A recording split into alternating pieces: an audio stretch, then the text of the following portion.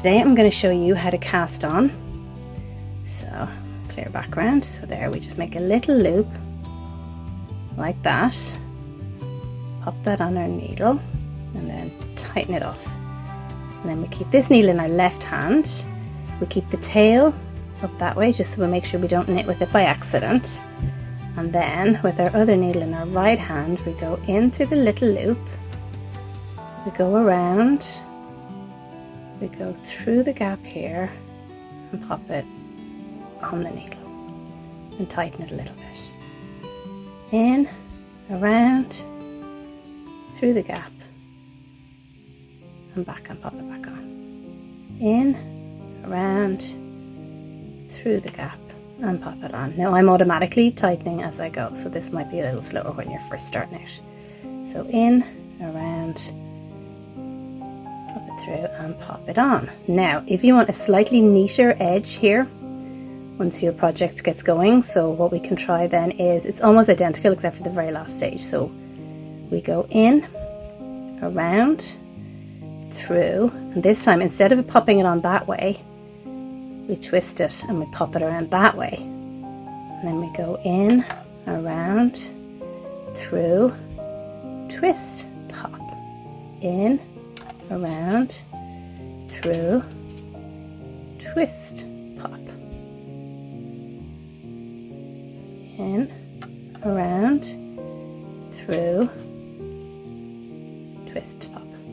And while I'm here I may as well just show you how to do basic knitting. So just in, and so instead of popping it on like we were before, we just pull it through like that to the next needle and pull it through.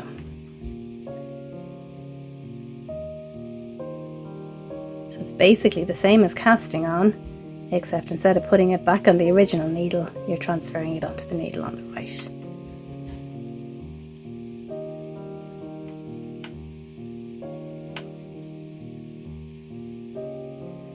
And when you get to the end of your row, literally all you do is you just flip them over to the other hand. There we go. Now I'm gonna show you how to cast off. It's very simple as well.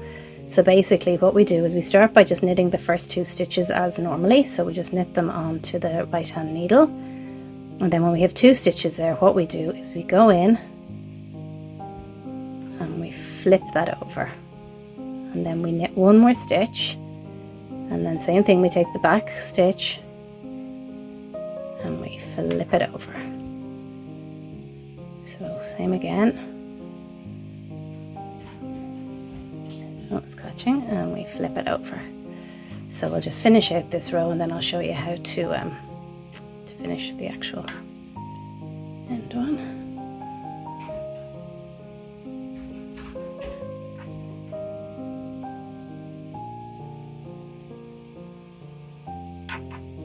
Oops, making a mess of this.